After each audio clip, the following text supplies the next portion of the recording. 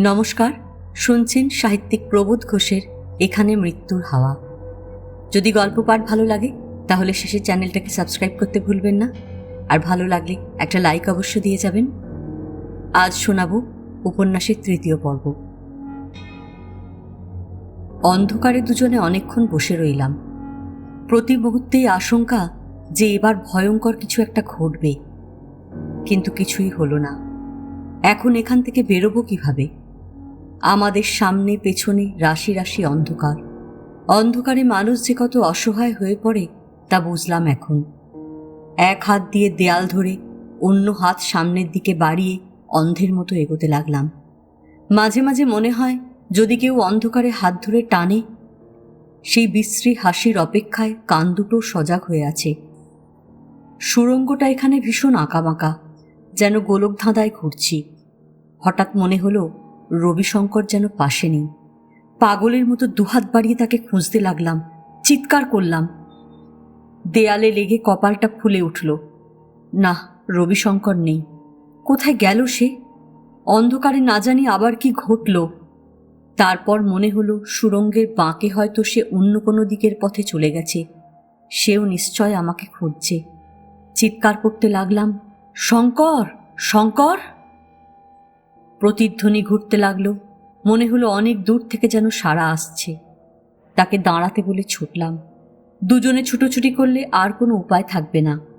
ভয় ভাবনা ছেড়ে এগোতে লাগলাম। পায়ের আওয়াজও পেলাম। হঠাৎ মনে হলো যে আসছে সে যদি শঙ্কর না হয়। পা দুটো আমার ভয়ে থেমে গেল। পায়ের আওয়াজ এগিয়ে আসছে, এগিয়ে আসছে। খুব কাছ থেকে ডাক এলো, বিভূতি! দুহাত দিয়ে শঙ্করকে জড়িয়ে ধরলাম। এবার দুজনে হাত ধরাধরি করে চলেছি। জলের ওপর পা পড়ল। আরও দু চার পা এগিয়েই বুঝলাম জল বাড়ছে সামনের দিকে। রবিশঙ্কর বলল, বুঝতে পারছো? খালের জল সুড়ঙ্গে এসে ঢুকেছে। এই জলের শব্দই আজ সকালে মাটির ওপর থেকে শুনেছি।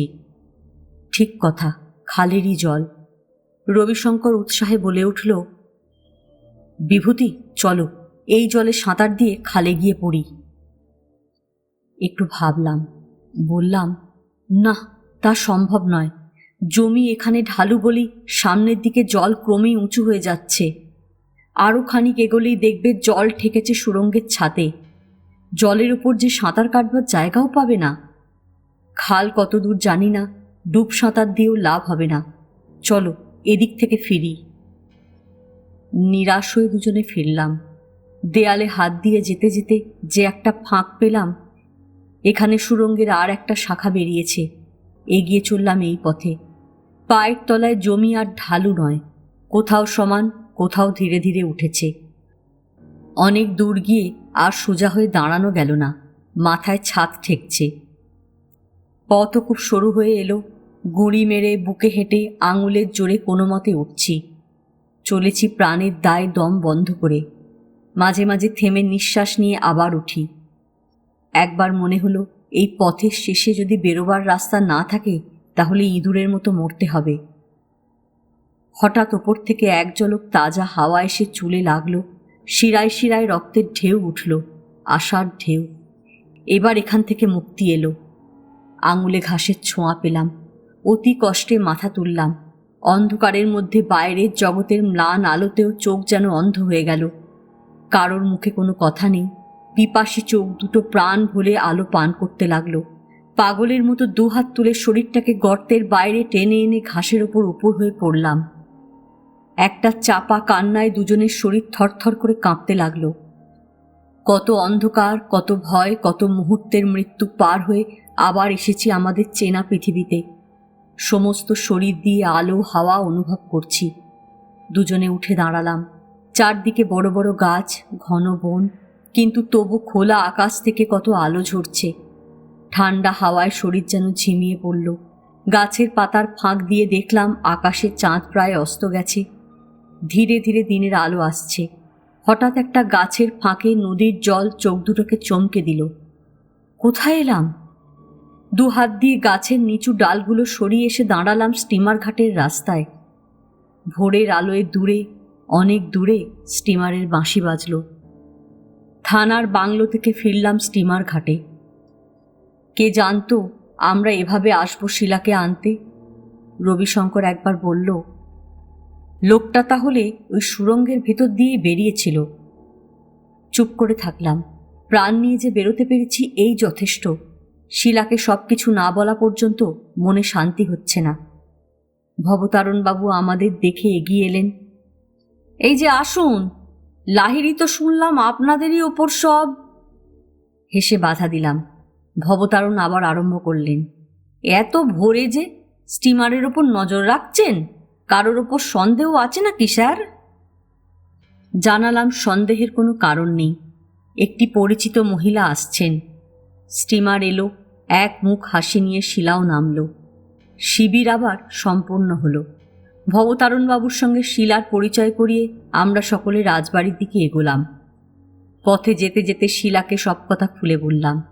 সব শুনে শিলা বলল, তোমাদের যথেষ্ট সাবধানী হওয়া উচিত ছিল। তোমরা সুড়ঙ্গ আবিষ্কার করে এতই অধীর হয়ে পড়লে যে দ্বিতীয় একটা টর্চ বা লণ্ঠন নেবার কথা তোমাদের মনেই রইল না। দোষ অবশ্য শঙ্করেরই বেশি। সুড়ঙ্গের ঘরের ব্যাপার দেখে তোমাদের আরও সাবধানে থাকা উচিত ছিল। শুধু কপাল জোরে তোমরা বাইরে আসতে পেরেছ। গল্প করতে করতে বনের পথে রাজবাড়িতে এসে পৌঁছলাম। গড়ের সামনেই দেখা হলো নুনিয়ার সঙ্গে। সে আমাদের দিকে নেমে এসেছে। সৌদামিনীর অসুখ শেষ রাত থেকে বেড়েছে। প্রচণ্ড জ্বর, মাঝে মাঝে ভুল বকছেন। নুনিয়া বলল, শেষ রাতের দিকে সৌদামিনী একবার বলেন তার মনে হচ্ছে কে খুন করেছে তা তিনি জানেন। আমাদের খুব আশ্চর্য লাগলো প্রথমটায়। আমাদের কাছে তো কিছুই বলেননি, বরং তদন্তে যেন একটু বাধাই দিয়েছিলেন। কিছু পর মনে হলো সৌদামিনীর কথায় আশ্চর্য হবার কিছু নেই। কালীশ্বরী সম্বন্ধে তিনি নিশ্চয়ই অনেক কিছু জানেন। পারিবারিক গোপন কথা আমাদের জানাননি, কিন্তু নিজে হয়তো কাকেও সন্দেহ করেছেন। কাকে? শিলা খুব মন দিয়ে নুনিয়ার কথা শুনল, কিন্তু কিছু বলল না। নুনিয়া শিলাকে দেখে একটু আশ্চর্য হলো, কিন্তু খুশিও হয়েছে বলে মনে হলো। সৌদামিনীর ঘরে এসে দেখলাম তিনি ঘুমিয়ে আছেন। মাঝে মাঝে মাথা নাড়ছেন, বোধহয় যন্ত্রণা হচ্ছে, জ্বরও বেশ। জলপটি দিয়ে মাথায় হাওয়া করবার ব্যবস্থা হলো। শিলা মাথায় হাত বুলিয়ে দিতে লাগল। নাট মন্দিরের উঠানে এসে দেখি সেখানে আর এক ব্যাপার। সামনেই চৌকিদার রামভকত লম্বা হয়ে শুয়ে আছে। লেহাই বলল, সে ভোরের দিকে ঘুম থেকে উঠে উঠোনে নেমে দেখে রামভকত অজ্ঞান হয়ে পড়ে আছে। জ্ঞান হবার পর রামভকত কোনো কথাই বলছে না, শুধু বলছে তাকে ভূতে ধরেছিল। রামভকত একবার তাকিয়েই চোখ বুজল। বুঝলাম কোনো কারণে দারুণ ভয় পেয়ে তার এই অবস্থা হয়েছে। কিন্তু একটা জিনিস থেকে মনে খটকা লাগলো, চৌকিদারের গলায় বেশ স্পষ্ট আঙুলের দাগ রয়েছে। নুনিয়াই রান্না করে আজ আমাদের খাওয়ালো। রামভকতকে থানায় পাঠিয়ে দেওয়া হয়েছে, তার জায়গায় এসেছে সীতারাম। দুপুরের দিকে গড়ের মাঠে গাছতলায় অধিবেশন শুরু হলো। শিলার কাছে সমস্ত ঘটনাটা আবার ভালো করে বললাম। রবিশঙ্কর বলল, এবার আমাদের জেরা করো। শিলা একটু ভেবে জিজ্ঞেস করল, আচ্ছা, গড়ের দিক দিয়ে নাট মন্দিরের উঠানে আসা যায়? আমি বললাম, তুমি তো বাড়িটা এরই মধ্যে একবার দেখেছ, এরকম কোনো পথ দেখিনি। শিলা চোখ বুজিয়ে মনে মনে ছবি এঁকে বলতে লাগলো, পূব দিক দিয়ে উঠানে আসবার পথ, পশ্চিমে কয়েকটা ঘর, মধ্যে উঠান।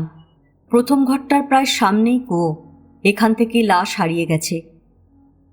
আচ্ছা, এই ঘরের সঙ্গেও গড়ের কোনো সংযোগ নেই? এর পাশ দিয়েই তো গড়ের দেয়াল ছাদ পর্যন্ত উঠেছে। রবিশঙ্কর বলল, হয়তো থাকতে পারে, কিন্তু এরকম পথ চোখে পড়েনি। আচ্ছা বিভূতি, খুনটা ঠিক কখন হয়েছিল? শিলা জিজ্ঞেস করল। রাত তখন কটা হবে? ঠিক বলা যায় না, বোধহয় 12টা থেকে 2-3টের মধ্যে হয়েছিল। সৌদামিনী রাত 2টো নাগাদ চিৎকার শুনতে পান। খুন এই সময় হতে পারে। চিৎকার করল কে? খুব সম্ভব কালীশ্বরী। রবিশঙ্কর বলল, কিন্তু এ চিৎকার, বিশেষত ঝড় জলের মধ্যে গড়ের দোতলায় আসা অসম্ভব। তিনি অন্য কোনো চিৎকার শুনেছিলেন। শিলা একটু হেসে বলল, কিংবা তাঁর কল্পনা। আচ্ছা, চিৎকার থাক, মৃত্যু কিভাবে হয়েছিল? নিশ্চয় কোনো ভারী অস্ত্রের কোপে, যেমন ধরো কুড়ুল। আচ্ছা, লাশটা ওরকম ঝুলানো অবস্থায় কেন ছিল বলো তো? রবিশঙ্কর বলল, আমার মনে হয় কেউ খুন করে লাশটা ফেলে দিতে চেয়েছিল কুয়োর মধ্যে, হয়তো কোনো কারণে বাধা পড়ে। শিলা বলল, কিন্তু ওইভাবে কেউ লাশ কুয়োর মধ্যে ফেলে নাকি? পা দুটো ধরে ঝুঁকে কুয়োর মধ্যে ফেলবার চেষ্টা কেউ করে না। আমার থিওরি অন্যরকম, হয়তো তোমাদের পছন্দ হবে না। আমার মনে হয় কালীশ্বরী কুয়োয় নামছিলেন বা কুয়ো থেকে উঠছিলেন, এমন সময় কেউ তাকে হত্যা করে, কিংবা কুয়োর তলায় তাকে খুন করবার চেষ্টা হয়, অজ্ঞান হয়ে পড়েছিলেন। জ্ঞান হলে কুয়ো থেকে উঠছিলেন, কিন্তু প্রচুর রক্তক্ষরণে মারা যান। তোমার এরকম ধারণা হলো কেন? জিজ্ঞেস করলাম। শিলা বলল, সে লেহাইকে খানিক আগে জিজ্ঞেস করেছিল। সে বলে লাশের পা দুটো কুয়োর আংটায় লেগেছিল।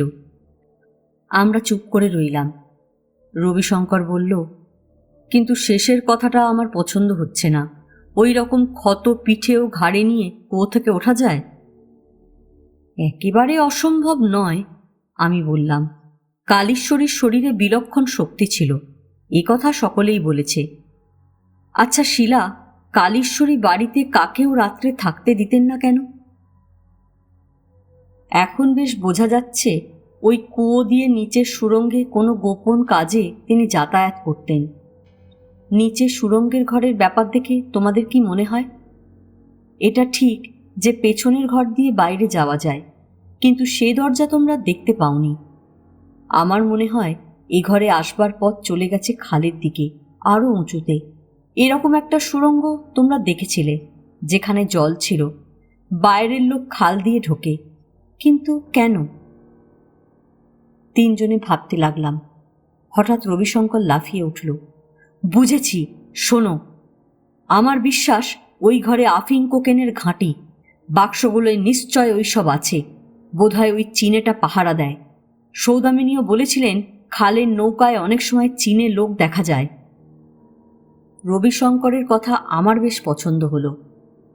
বললাম, স্টিমার ঘাটের দিক দিয়ে সুড়ঙ্গের মধ্যে লোক আসে মাল নিতে, সেই জন্যই বোধহয় দরজায় খড়ি দিয়ে লেখা এই দরজা।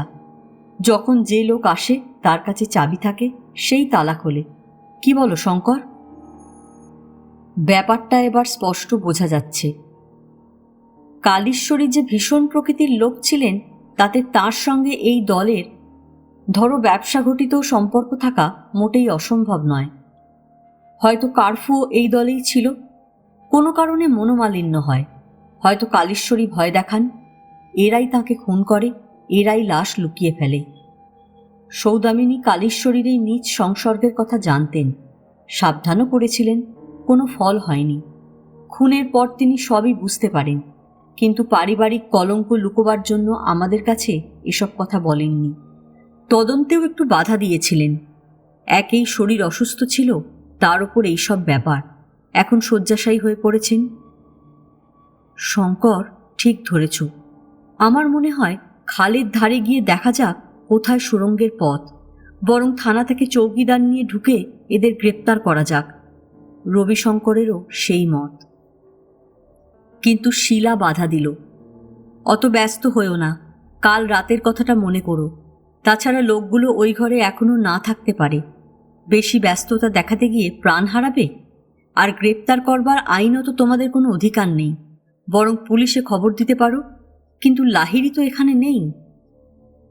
রবিশঙ্কর বলল, বেশ, আমরা দুজনেই যাব ভজুয়া আর লেহাইকে সঙ্গে নিয়ে। কিন্তু শিলা বারবার বাধা দিল। তার মতে যে কোনো রকম বিপদ হতে পারে, হয়তো অপরাধী পালিয়েও যেতে পারে। শিলার আপত্তি মেনে নিলাম। শিলা বলল, স্টিমার ঘাটের লোকটার চেহারা কিরকম? ওর ওপর নজর রাখতে হবে, ও নিশ্চয়ই আবার আসবে। স্পষ্ট করে লোকটাকে আমরা দেখিনি। দুজনেই চেষ্টা করলাম মনে করতে। বললাম, মাথার চুল ছোট, বড় গোঁফ, এই তো মনে পড়ছে।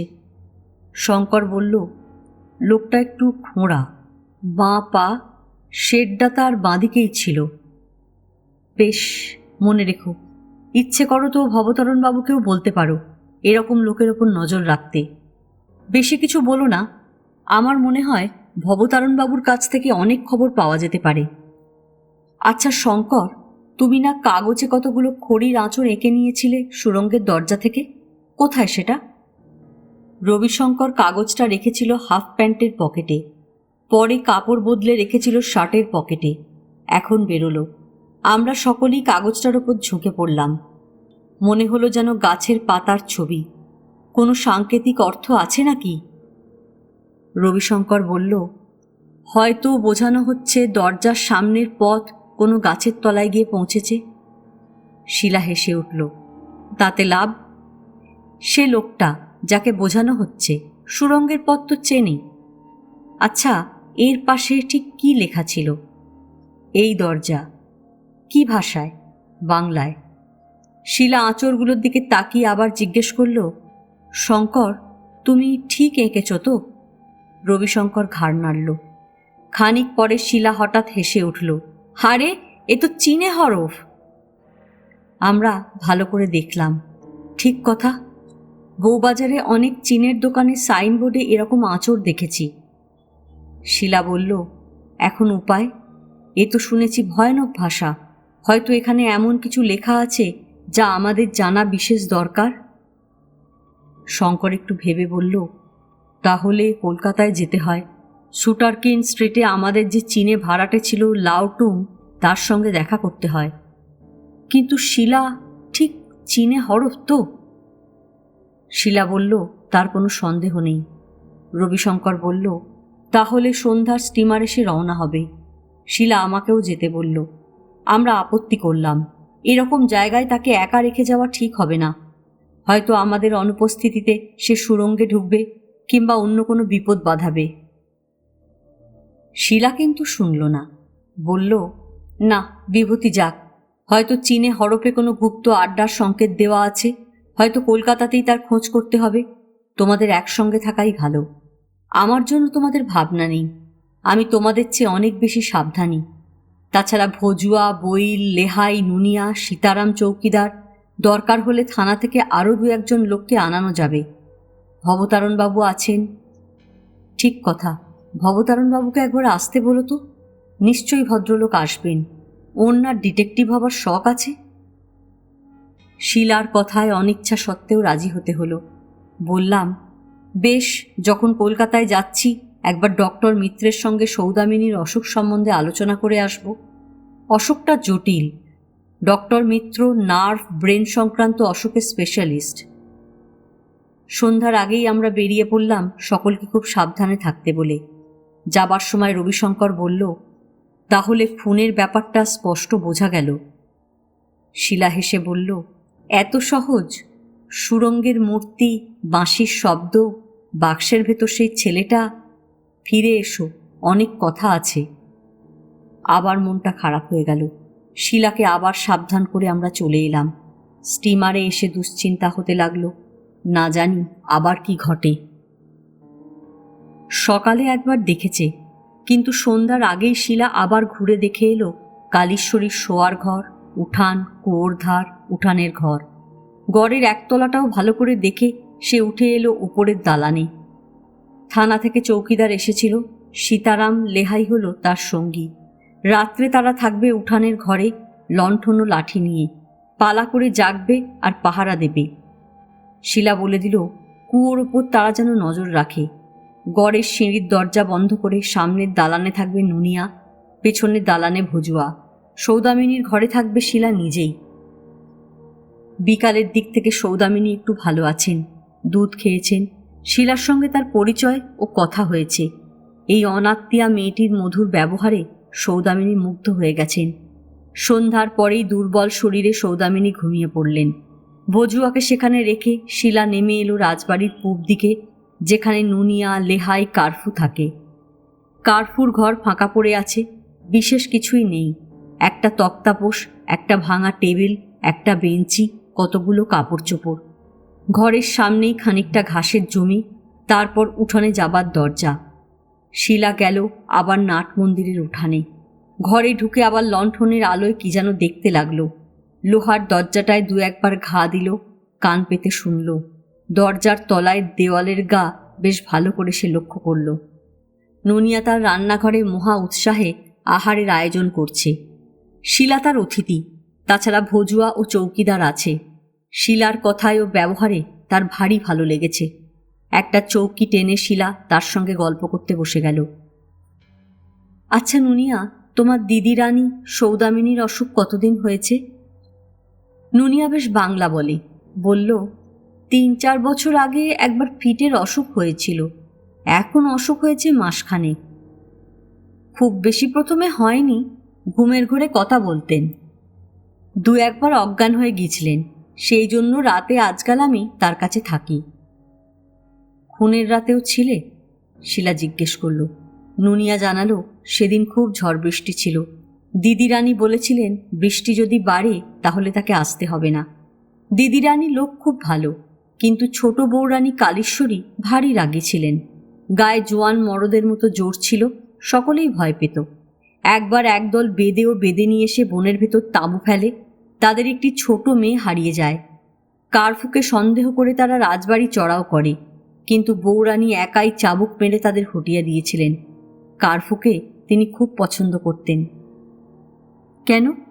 শিলা জিজ্ঞেস করল। নুনিয়া সঠিক কিছু বলতে পারল না। বলল, বউরানী খুন হতে কার্ফু খুব রেগে গিয়েছিল। সে থানায় ছিল।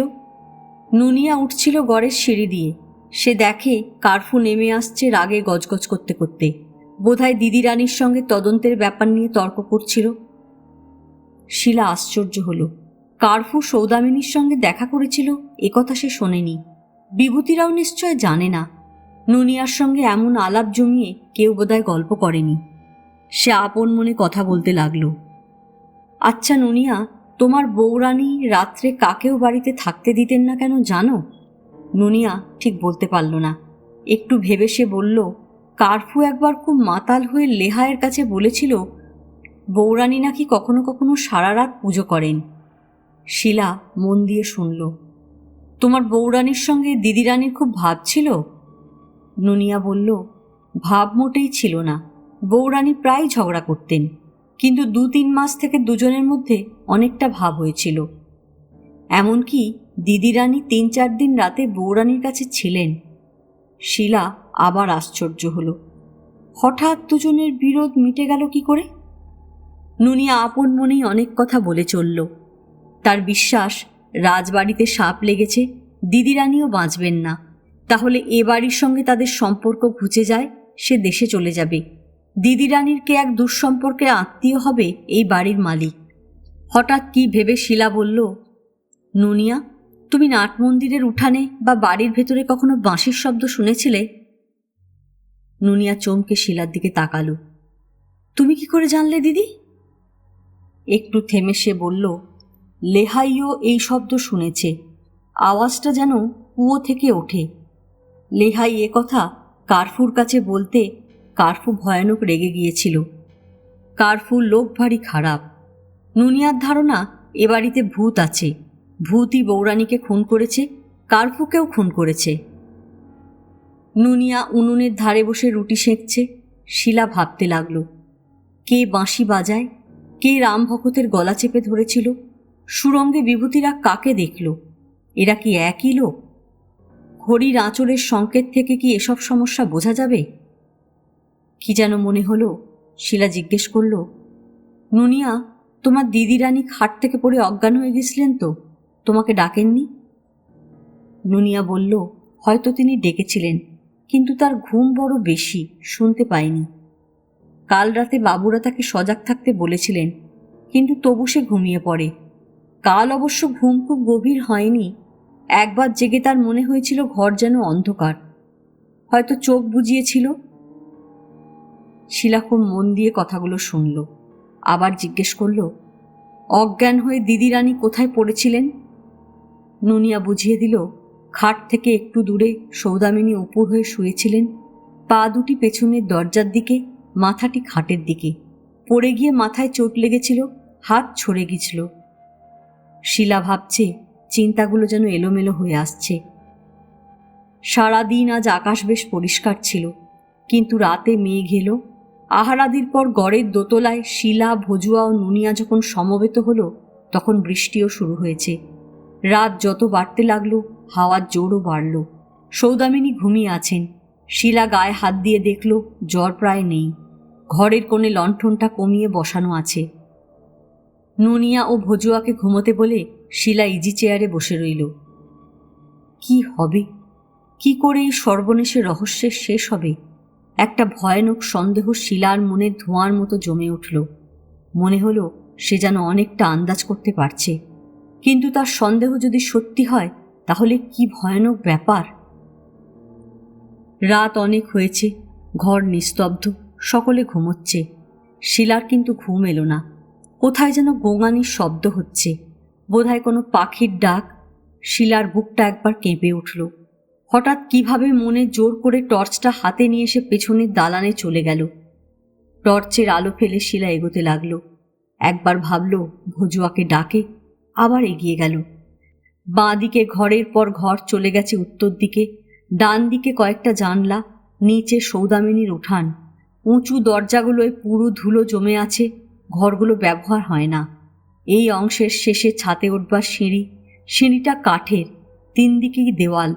উত্তর দিকের দেওয়াল বন্ধ, তারপরেই নাট মন্দিরের উঠান। নিচে একতলায় বা ওপরে কোনোখান দিয়েই সেদিকে যাওয়া যায় না। ঘরগুলোয় তালা লাগানো, কয়েকটা জানলা খোলা।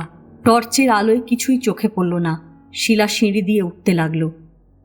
বাড়ির চারধারের গাছগুলো ঝড়ে যেন ক্ষেপে উঠেছে। বৃষ্টির শব্দে কানে তালা লেগে যায়। মেঘের ডাকে শিলার রক্তে যেন উত্তেজনার ঢেউ উঠল। সিঁড়িটা সোজা উঠে যেখানে বাঁক নিয়েছে সেখানে অনেকটা জায়গা। সেখানে পা ফেলেই শিলা চমকে উঠল। কিরকম যেন একটা ফাঁপা আওয়াজ, যেন কাঠের তলাটা ফাঁকা। শিলা কাঠের ওপর টর্চের আলো ফেলে লক্ষ্য করতে লাগলো। বেশ বড় জায়গা, 7-8 জন বসতে পারে। কাঠের প্রায় মাঝামাঝি কয়েকটা কবজা এক লাইনে পাশাপাশি রয়েছে। শিলা তাড়াতাড়ি নিচের ধাপে নেমে ঝুঁকে পড়ল। দেখল নিচের ধাপের খাড়া গায়ে বাক্সের ডালার মতো ছিটকিনি লাগানো রয়েছে। ওপরের ধাপে কাঠের খানিকটা কবজা লাগানো ডালার মতো খোলা যায়। উত্তেজনায় শিলা কাঁপতে লাগলো। নিশ্চয় সুড়ঙ্গের একটা গুপ্ত পথ। শিলা একবার ভাবল ফিরে যায়, একবার ভাবল ভজুয়াকে ডেকে আনে, কিন্তু ধৈর্য রইল না। তাড়াতাড়ি ছিটকিনি খুলে ডালাটা সে তুলে দিল। এক ঝলক বদ্ধ হাওয়া এসে মুখে লাগলো। টর্চের আলোয় চোখের সামনে একটা সিঁড়ি। শিলা কেমন অন্যমনস্ক হয়ে পড়ল। মনটা উদাস হয়ে গেল। কিছু মনে রইল না, শুধু মনে হতে লাগলো এই জরা জীর্ণ বাড়িটার কথা। কত বছরের কত গোপন রহস্য নিয়ে এই বাড়িটা দাঁড়িয়ে আছে। শিলার মনে হলো কোথা থেকে একটা শব্দ আসছে, অদ্ভুত উদাস একটা সুর। সুরটা যেন মাটির নিচ থেকে সিঁড়ি বেয়ে উঠে আসছে। কি অদ্ভুত সুর! মনে যেন মোহ আনে, যেন সুরের মধ্যে অজস্র মৃত্যুর ইঙ্গিত ঝরে পড়ে। বাইরের ঝড় জলের শব্দ ও মেঘের ডাক হয়ে গেল পটভূমি। কানে বাজতে লাগলো বহু দূর থেকে ভেসে আসা মৃত্যুর এই ক্ষীণ সঙ্গীত। জলাভূমির ওপর মেঘের ছায়া নেমেছে, হাওয়ার পাকে পাকে বিষণ্ণ সুর। মন্ত্রমুগ্ধের মতো শিলা টর্চ হাতে নামতে লাগলো। সরু সিঁড়ি ঘুরে ঘুরে নেমে চলেছে। শিলার শরীর টলছে, তবু সে নেমে চলল দোতলা থেকে একতলায়, একতলা থেকে মাটির নিচে। বাঁশির আওয়াজ মিলিয়ে গেছে, তবু তার নিজের পায়ের খসখস শব্দ। সিঁড়ির ধাপ শেষ হয়ে ভিজে মাটি আরম্ভ হলো। খানিকটা দূর সুড়ঙ্গের পথে এগিয়ে শিলা থমকে দাঁড়ালো। দেখল জায়গায় জায়গায় রক্তের দাগ শুকিয়ে উঠেছে। শরীরটা হঠাৎ দুর্বল হয়ে গেল। আর এগোবার সাহস হলো না। শিলা ফিরে চলল।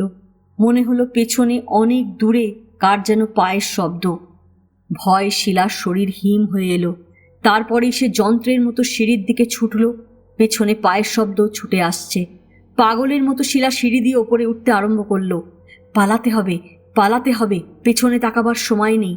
টর্চের আলো লাফিয়ে লাফিয়ে উঠছে, কখনো সিঁড়ির ধাপে, কখনো সিঁড়ির ছাতে। সিঁড়ির পাশে দেয়ালে একটা লোহার দরজা। শিলা বুঝল পায়ের শব্দ আরো কাছে এসে গেছে।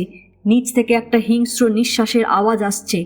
হঠাৎ ছুরির ফলার মতো ধারালো একটা চিন্তা শিলার মনকে যেন কেটে দিল। যদি কেউ সিঁড়ির পথ বন্ধ করে দেয়, যদি কেউ অন্ধকারে দোতলার সিঁড়ির কাছে তার জন্য অপেক্ষা করে। শিলার পা দুটো থরথর করে কাঁপতে লাগলো, কিন্তু ভাববার সময় নেই। পেছনে কে যেন লাফিয়ে লাফিয়ে এগিয়ে আসছে। আর একটু। হঠাৎ একটা বিশ্রী হাসির শব্দে শিলার যেন দম বন্ধ হয়ে গেল। সিঁড়ির ধাপটা থেকে লাফিয়ে বাইরে এসেই শিলা কাঠের ডালাটা ফেলে দিল। এক মুহূর্তের জন্য টর্চের আলোয় সুড়ঙ্গের সিঁড়ির কয়েক ধাপ নিচ থেকে একটা কুৎসিত হাত দেখা গেল। কাঁপতে কাঁপতে কোনো মতে ছিটকিনিটা লাগিয়েই শিলা ছুটে দালানে নেমে এলো। খোলা জানলা দিয়ে দালানে শিলার মাথা মুখ ঝড়ের ঝাপটায় বৃষ্টির জলে ভিজে যাচ্ছে। তখন এসে ছুটে চলেছে। দূরে সৌদামিনীর ঘরের আলো, একটার পর একটা দরজা, বাইরে শোঁশো শব্দে হাওয়া পাক খাচ্ছে। মেঘের ডাকে আকাশ ভেঙে পড়ছে। গাছের পাতায়, মাটিতে, দেওয়ালে, ছাতে বৃষ্টির ঝমঝম শব্দ। কোনো মতে ঘরে ঢুকে শিলা ইজি চেয়ারে এলিয়ে পড়ল। সৌদামিনী ঘুমের ঘোরে অস্পষ্ট স্বরে কি যেন বলে বিছানায় পাশ ফিরলেন। শিবিরের অফিসে উঠে রবিশঙ্করকে সেখানে রেখেই গেলাম ডাক্তার মিত্রের সঙ্গে দেখা করতে। সৌদামিনীর রোগ সম্বন্ধে অনেকক্ষণ আলোচনা হলো, কিন্তু এর ব্যক্তিগত জীবন সম্বন্ধে এত কম জানি যে এই মনস্তত্ত্বঘটিত ব্যাধির সুবিধামতো বিধান করা গেল না। ডাক্তার মিত্র কয়েকটা ওষুধের নাম করলেন, কিন্তু বিশেষ করে বললেন সৌদামিনীর শারীরিক ও মানসিক পরিবর্তনের উপর নজর রাখতে। আহারাদির পর বিশ্রাম করে আমরা ছাতাওয়ালা গলির চীনে পাড়ায় যখন এসে পৌঁছলাম তখন সন্ধ্যা হয়ে গেছে। দুদিকে দোকানের সারি, রাস্তার ওপরই চীনে মেয়েরা দাঁড়িয়ে গল্প করছে। ছোট ছোট চীনে ছেলেমেয়েরা রঙিন ছিটের কুর্তা ও পাজামা পরে ছুটোছুটি করছে। একটা হোটেলের সামনে এসে রবিশঙ্কর দাঁড়ালো। কাঁচের জানলার পেছনে অনেক রকম পশুপক্ষীর ছাল ও পালক ছাড়ানো অবস্থায় ঝুলছে পথিকের দৃষ্টি আকর্ষণ করে। দরজার ঠিক ওপরেই একটা পরিচ্ছন্ন সাইনবোর্ডে ইংরেজিতে লেখা মান্দারিন ক্যাফে। ইলেকট্রিকের আলোয় ছোট ঘরটি ঝকঝক করছে। ফিকে সবুজ রঙের দেওয়ালের ধারে সাদা মার্বেলের ছোট ছোট টেবিল। দুজনে ঢুকলাম ভেতরে। ঘরের শেষ দেওয়ালে একটা দরজা, পর্দা ঝুলছে। পেছনে বোধহয় রান্নার আয়োজন। ভালো মাখন ও মুরগি সংযোগে কোনো উপাদেয় খাদ্যের গন্ধ বাতাসে ভেসে এলো। পর্দার পাশেই কাউন্টারের কাছে একরাশ ফুলের পেছনে বসে একটি ছোট চীনে মেয়ে মোজা বুনছিল। আমাদের দিকে এগিয়ে এলো। রবিশঙ্কর বলল, কাটলেট আর কফি। তোমাদের এখানে লাউটুং থাকে? ডেকে দাও তো। মেয়েটি একটু হেসে সাদা কাঠিতে বেঁধা পশমের গোলা ও মোজাটি নিয়ে পর্দা ঠেলে ভেতরে ঢুকে গেল। ঝকঝকে কাঁচের জার, বোতল ও প্লেটের শাড়ি চোখে পড়ল। একটু পরেই মধ্যবয়সী একটি চীনে স্ত্রীলোক খাবার নিয়ে এসে জানালো লাউটুং আসছে। কাটলেটে কামড় দিয়েছি এমন সময় লাউটুং পর্দা ঠেলে ঘরে ঢুকল। রবিশঙ্করের সঙ্গে ভাঙা হিন্দিতে সে বেশ গল্প জুড়ে দিল। আমরা তাকে খেতে বললাম। খেতে খেতে সে অনেক কথা বলতে লাগলো। হোটেলওয়ালা তার ভগ্নিপতি, নাম চাংটু। চীনে মহলে চাংটুকে সকলেই চেনে। সে চীনে স্কুলের একজন মেম্বার। আরও দু চার কথার পর রবিশঙ্কর পকেট থেকে চীনে হরফের কাগজখানা বার করল। বলল, টুং, এই কাগজে কি লেখা আছে বলো তো? আমার এক বন্ধু তোমাদের ভাষা শিখছে, আমার কাছে এটা লিখে পাঠিয়েছে, কিছু বুঝতে পারছি না। লাউটুং কাগজটা দেখে একটু অবাক হয়ে গেল। উত্তেজনায় আমাদের বুক কাঁপছে। রবিশঙ্কর আবার জিজ্ঞেস করল, কি লেখা আছে? টুং একটু চুপ করে থেকে আমাদের মুখের দিকে তাকিয়ে বলল, ভালো কথা নয়, মুচি ও দর্জি ওয়াংফুর কাছে যাও। আমি বললাম, ওয়াংফু বলে সত্যি কেউ আছে নাকি? রবিশঙ্কর বলল, ভালো কথা নয় কেন? টুং বলল, সে নিজে কাঠের কাজ করে, ওয়াংকে ভালো করে চেনে না, তবে একজন ওয়াংয়ের কথা শুনেছে, সে লোক খারাপ। তার ভগ্নিপতি চাংটু ঠিক খবর দিতে পারে। আমি বললাম, সুরঙ্গের ঘরের চীনে কুলির আবির্ভাব বোঝা গেল এবার, কিন্তু তুমি ওয়াংয়ের খোঁজ কলকাতায় করছো কেন? শঙ্কর বলল, বুঝতে পারছি সুরঙ্গের ঘরে আফিং কোকেনের গুদাম আছে। কোনো চীনে দর্জি ও মুচি সুন্দরবন অঞ্চলে থাকে না, তাহলে লাহিড়ী খোঁজ পেতেন। আমার বিশ্বাস ওয়াংয়ের হাত দিয়েই এসব জিনিস কলকাতায় ছড়িয়ে পড়ে। চীনে হরফের মানে তো বোঝা গেল, কিন্তু বাক্সের মধ্যে সেই ছেলেটা। দুজনে খানিকক্ষণ এই নিয়ে আলোচনা করলাম। সেই ছোট মেয়েটি তার আরও ছোট ভাইটিকে নিয়ে আমাদের কাছে এসে দাঁড়ালো, মুখে হাসি। বোধহয় সে জানতে পেরেছে তার মামা টুংয়ের সঙ্গে আমাদের আলাপ আছে। একটু পরেই টুং চাংটুকে নিয়ে এসে আমাদের সঙ্গে পরিচয় করিয়ে দিল। চাংটুর বেশভূষায় মনে হলো সে একটু অবস্থাপন্ন চিনে। মোটা সোটা চেহারা, গায়ের রঙও উজ্জ্বল, কুর্তা ও পাজামা দামি কাপড়ের, গোল মুখটিতে ছোট ছোট চোখ দুটি প্রায় অদৃশ্য। পরিচয়ের পালা শেষ হলে রবিশঙ্কর তাকে জিজ্ঞেস করল সে ওয়াংকে চেনে কিনা। চাং গম্ভীর হয়ে বলল, কেন বলুন তো? তার সঙ্গে আমার পরিচয় নেই, তবে আমি জানি সে লোক বড় খারাপ। রবিশঙ্কর আবার জিজ্ঞেস করল, খারাপ কেন? সে তো মুচি দর্জির কাজও করে। চাং হেসে বলল, তার বাড়ির নিচের একটা ঘরে জুতোর দোকান, আর একটা ঘরে দর্জি। কিন্তু সে নিজে মুচিও নয়, দর্জিও নয়, তার অন্য ব্যবসা আছে। শুনেছি তার আফিং কোকেনের আড্ডা আছে। তাছাড়া সে গুন্ডা দলের সর্দার। টুং বলল, এরকম বদমাইশ লোকের সঙ্গে মিশতে যাবেন না, বিপদ হতে পারে। চাং আবার বলল, আমি শুনেছি পুলিশ তার উপর নজর রেখেছে, শুধু ঘুষের জোরে সে ব্যবসা চালাচ্ছে। আমি একবার তার আফিংয়ের আড্ডায় যেতে চাই, দেখবার বড় শখ। কোথায় থাকে সে? যেরকম করে হোক যাবার ব্যবস্থা করে দিতে হবে। সর্বনাশ, যা ভেবেছিলাম তাই। শঙ্করের জেদ হয়েছে, আর উপায় নেই। চাংটু ও লাউটুং দুজনেই বোঝাতে লাগলো, অনেক বারণও করল, কিন্তু কোনো ফল হলো না। আমি চুপ করে রইলাম, ভাবলাম রাস্তায় বেরিয়ে যদি ওকে বোঝানো যায়। শেষে চাং বলল, বেশ, আপনার শখ হয়েছে, আপনি যান, তবে খুব সাবধানে থাকবেন। আড্ডায় প্রায় খুন জখম হয়ে থাকে। বউবাজার স্ট্রিট ও বেন্টিং স্ট্রিটের মধ্যে ওর কয়েকটা আড্ডা আছে। প্রথমে বেন্টিং স্ট্রিটে দেখতে পারেন, তবে ঢুকতে পারবেন কিনা জানি না। হয়তো অপরিচিত লোককে ঢুকতে দেয় না। কিভাবে কোথা দিয়ে ঢুকতে হয় তাও ঠিক জানি না। চাং বুঝিয়ে দিল বেন্টিং স্ট্রিটের কোথায় গিয়ে ওয়াংয়ের আড্ডার খোঁজ নিতে হবে। খানিক দূরে যেতেই চাং ডাকল। কাছে আসতে সে বলল, একা যাবেন না ওয়াংয়ের কাছে, গেলেও নিশ্চয়ই ঢুকতে পারবেন না। বরং এক কাজ করুন, সিনাগগ স্ট্রিটে ইহুদি জেকব সাহেবের বাড়িতে যান। শুনেছি তার সঙ্গে ওয়াংয়ের খুব খাতির আছে। জেকবের একটা চীনে চাকর আছে, নাম কাইলুং। সে প্রায় রোজ ওয়াংয়ের কাছে যায়। গুন্ডা হলেও সে আমার পরিচিত। আমি পাঠিয়েছি শুনলে সে নিশ্চয় আপনাদের নিয়ে যাবে। সে নিজে সঙ্গে থাকলে কোনো ভয় নেই। চাংকে আবার ধন্যবাদ দিয়ে এগোলাম। পথে রবিশঙ্করকে বোঝাতে অনেক চেষ্টা করলাম। সে শুধু বলল, মুচি ও দর্জি ওয়াংফুর কাছে যাও, গিয়ে দেখা যাক কি হয়। রাতের পর রাত এক রাত শুকনো পাতা উড়ে যায়, একটার পর একটা। বহুদিনের পুরনো বেহালার সুরে রাতের পর রাত শুকনো পাতার আওয়াজ শোনে জোসেফ ভাসারম্যান। কত আত্মা সারা রাত তাকে ঘিরে থাকে, রাতের শেষে শুকনো পাতার মতো তারা উড়ে যায়।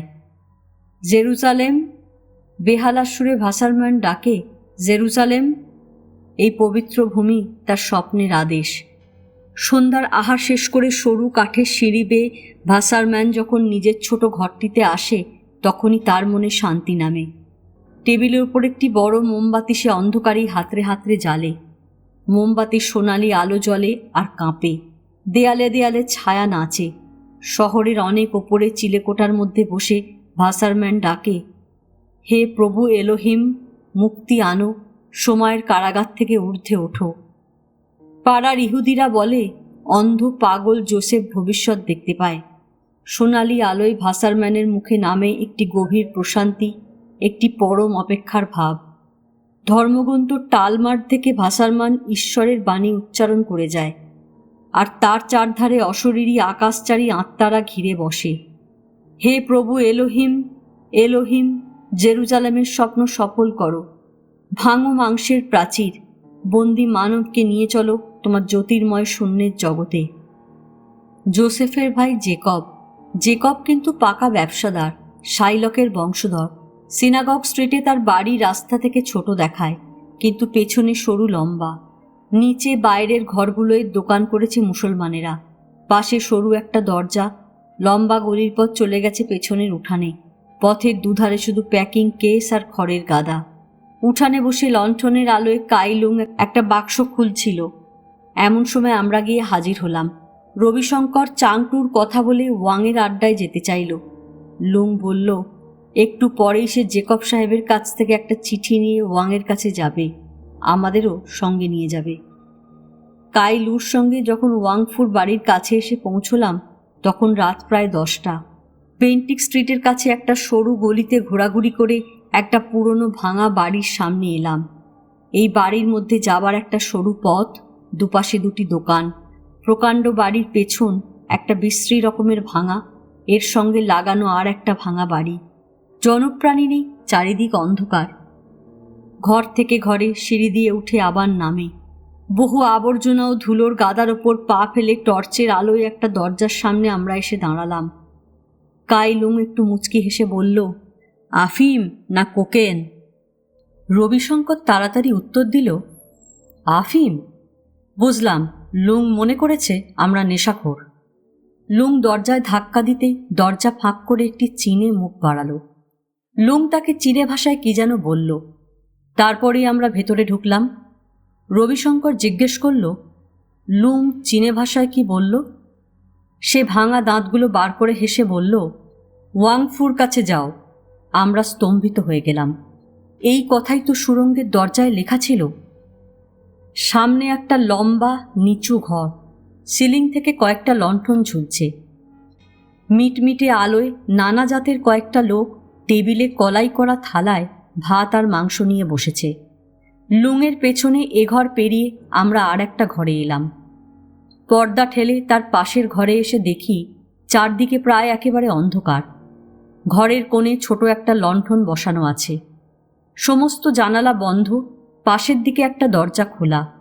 তার ময়লা পর্দার ফাঁকে ওপরে ওঠবার কাঠের সিঁড়ি দেখা যাচ্ছে। চারটি দেয়ালের ধারে অনেকগুলি বেঞ্চি ও খাটিয়া। ঘরের মাঝখানে একটা তক্তাপোষের ওপর সরু পাইপ লাগানো কতকগুলো হুঁকোর মতন কি যেন রয়েছে। বুঝলাম এইগুলি নেশার যন্ত্রপাতি। কয়েকজন লোক নেশায় অবশ হয়ে শুয়ে পড়েছে। ঘরের হাওয়া ভারী হয়ে উঠেছে বিশ্রী গন্ধে ও ধোঁয়ায়। লুং হাতে তালি দিতেই একজন চীনে এসে আমাদের কাছে দুটি আফিমের পাত্র দিয়ে গেল। নিরুপায় হয়ে পাইপ নিয়ে বসলাম বেঞ্চিতে। লুং বলল, ওপরে জুয়ার আড্ডা, সেখানে ওয়াং আছে। সে যাচ্ছে ওপরে ওয়াংয়ের কাছে, একটু পরেই আসবে। পাইপ টানার ভান করে দেয়ালে ঠেস দিয়ে দুজনে বসে রইলাম। খানিক পরে একটা লোক ঘরে ঢুকেই সিঁড়ির দিকে এগিয়ে এলো। লণ্ঠনের আলো তার মুখে পড়তেই চমকে উঠলাম। স্টিমার ঘাটের সেই লোকটা। সে আমাদের দিকে একবার তাকিয়েই ওপরে উঠে গেল। রবিশঙ্কর বলল, চিনতে পারেনি তো? আমাদের কিন্তু একবার ওপরে যেতেই হবে, সেখানে কি হচ্ছে দেখব। এই লোকটা নিশ্চয় ওয়াংয়ের সঙ্গে দেখা করতে এসেছে। রবিশঙ্করকে জিজ্ঞেস করলাম, ওপরে যাওয়া যাবে কি করে? কেন, লুংয়ের সঙ্গে জুয়া খেলতে? মনে ভীষণ অস্বস্তি হতে লাগলো। যদি কেউ একবার সন্দেহ করে তাহলে আর রক্ষা নেই। নিরস্ত্র অবস্থায় এরকম জায়গায় আসা উচিত হয়নি। সিঁড়িতে পায়ের শব্দ হলো। লুং নেমে আমাদের কাছে এলো। রবিশঙ্কর চোখ মেলে বলল, আমরা জুয়ার আড্ডায় যেতে চাই। ভাঙা দাঁতগুলো বার করে হেসে লুং আমাদের নিয়ে চলল ওপরে। সরু সিঁড়ি, প্রায় একেবারে অন্ধকার। অনেক ওপরে একটা লণ্ঠন জ্বলছে। সিঁড়ি দিয়ে উঠেই সামনে একটি ঘর। মাঝখানে টেবিলের ওপর একটা চাকা ঘুরছে, তাতে কতগুলো নম্বর লেখা। টেবিল ভর্তি। দাঁড়িয়ে খেলা দেখতে লাগলাম। চাকা ঘুরে চলেছে, তারা তারা নোট হাত বদল হচ্ছে। যে লোকগুলো বসে আছে তাদের মুখে কুৎসিত লোভ। মুখগুলো একবার উজ্জ্বল হয়ে উঠছে, আবার কালো হয়ে যাচ্ছে। কাই লুং বলল, সর্দার আছেন পাশের ঘরে, ভারী ব্যস্ত। পাশের ঘর থেকে মাঝে মাঝে গলার শব্দ আসছিল। হঠাৎ গণ্ডগোল আরম্ভ হয়ে গেল। তারপর কয়েকটা চিৎকার। ভারী কতগুলো জিনিসও যেন ঘরের মেঝে গড়িয়ে পড়ল। দরজাটা খুলে কে যেন ছুটে এলো সিঁড়ির দিকে, তার পিছনে একটা চীনে। লণ্ঠনের আলোয় দেখলাম তার কপাল দিয়ে রক্ত ঝরছে। দুজনে জড়াজড়ি করে সিঁড়ির মুখে পড়ে গেল। এক মুহূর্তের মধ্যে কি যে বিপর্যয় ঘটে গেল তা ভাষায় বোঝানো যায় না। চিৎকার, মারামারি, দরজা খোলার শব্দ। আমাদের ঘরেও টাকা নিয়ে গণ্ডগোল বেঁধে গেল। সিঁড়ির দিকে তাকিয়ে দেখি অনেকেরই হাতে ছোড়া, রক্তপাতও আরম্ভ হয়েছে। হঠাৎ লাথি মেরে ঘরের লণ্ঠনটা কে যেন ফেলে দিল। অন্ধকারের মধ্যে তখন বীভৎস কাণ্ড হতে লাগলো। তারপর সিঁড়ির লণ্ঠনও ভাঙল। ভয়ে কাঁপছি কখন আমার ওপর ছোড়া এসে পড়ে। শঙ্কর ও লুংকে বারবার ডাকতে লাগলাম, কিন্তু চারদিকের চিৎকারের মধ্যে তাদের সাড়া পেলাম না। মনে হলো সিঁড়ির কাছ থেকে ভিড়টা যেন অন্যদিকে সরে গেছে। অন্ধকারে হাতড়ে হাতড়ে সাবধানে পা ফেলে নিচে নামতে লাগলাম। প্রতি মুহূর্তেই ভয়, এবার বুঝি কেউ এসে পড়ে। নেমে দেখি নিচেও গণ্ডগোল। দেয়ালের গা ঘেঁষে সাবধানে এগোতে লাগলাম। খুব কাছেই কে যেন চিৎকার করে পড়ে গেল। আর একটি খুন হলো। দাঁড়িয়ে পড়লাম। হঠাৎ কে যেন হাত ধরে টানল। বিভূতি নাকি? আমি শঙ্কর, তোমাকে খুঁজছি এতক্ষণ। চলো পালাই, ভয় নেই, সঙ্গে লুং আছে, ডান দিকে চলো। অনেক কষ্টে আমরা তিনজন দরজার বাইরে এলাম। তারপর টর্চের আলোয় কত ভাঙা ভাঙা ঘরের ভেতর দিয়ে, কত উঠান পেরিয়ে সিঁড়ি ভেঙে যখন রাস্তায় এসে দাঁড়ালাম, তখন রাত 1টা। আমরা দুজনেই অক্ষত আছি, কিন্তু কাই লুংয়ের কপাল ফুলে ঢিপি হয়ে উঠেছে আর তার হাত থেকে সামান্য রক্ত ঝরছে। লুং দাঁত বের করে হেসে জানালো, অনেক খুন হয়েছে, কিন্তু ওয়াং ঠিক লাশ লুকিয়ে ফেলবে। লুংকে বকশিস দিয়ে আমরা শিবিরের অফিসে ফিরলাম।